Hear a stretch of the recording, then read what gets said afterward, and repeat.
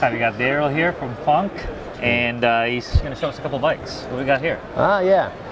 This is our new, what we're calling Thai Classic. It's got the classic lines that have been so popular over the years. What I wanted to point out, and where we're going with this, is that we've got what we call a T-link.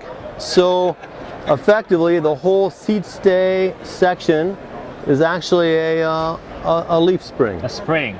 And so the farther we move this T-link forward, the more action we get out of the rear end. Really? Okay? So instead of fastening right here at the seat tube, which is, I think most bikes, and maybe every other bike at the show with this design, we're moving it forward. And what I love about this is that using the strengths of titanium, we're getting more and more movement out of the rear with no complexities, nothing to come loose, nothing to add weight. So other than that, I'll let this bike speak for itself, okay? Yes. That's what I wanted to show. And it speaks loudly at that. All right. So most bikes, they weld here and it's all joined here? Yeah. So they would just fasten at this point and then at the down tube, okay? By letting this float past the seat tube and then starting to move this, I don't know, actually, every bike I build, we kind of, we go a little farther forward. We're getting about 13 millimeters of travel now, and and that with the larger wheels, it's incredible how smooth it is. It's a smooth ride, huh? And light. I like it. Okay, we have another bike to show. Full suspension this time. Tell us about it, Daryl.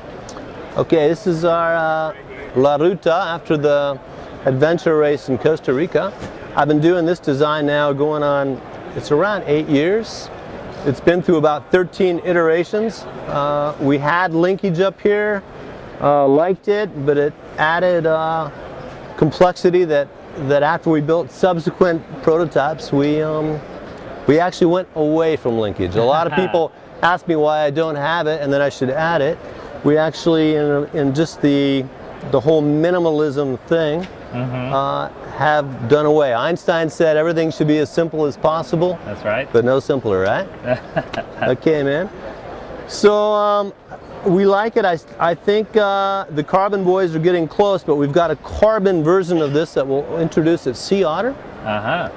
But we're still in the low 4-pound category with shock.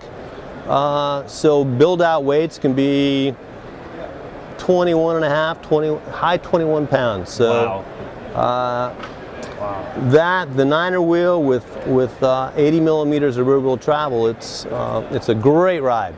The other thing I'd like to say is we added this year sliding bullets on the blade. Actually, I did this 3 years ago for a guy named Fred Snyder in Laguna Seca, and so we can run all the internal hubs or run it as a single speed. But so instead of an eccentric or slider dropouts, we can simply loosen these and we can move it back and forward. So how many millimeters is the? It's got it moves half an inch or about 12 millimeters. Wow. So that's what you need to accommodate the pin-to-pin chain link. So that lets us. But the other thing about the blade is you have killer tire clearance. And there's no maintenance issues, no bearings to come loose, nothing squeaks, nothing.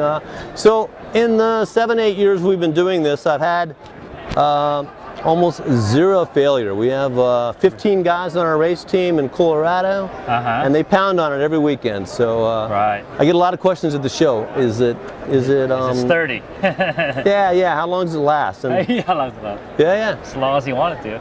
Yeah, man. So it accomplishes a few things. So this is your movement, your spring, and it gives you adjustability, and it gives you clearance as well, huh? Yeah, and also it's a brake point. If you ever want to run a belt drive, it comes apart here, and you sneak in a belt drive. You're right. Yeah, man. Right. So that's incredible. Yeah. Anyway, thanks. Well, thank you, Daryl, for showing this to us. Hey, very kind.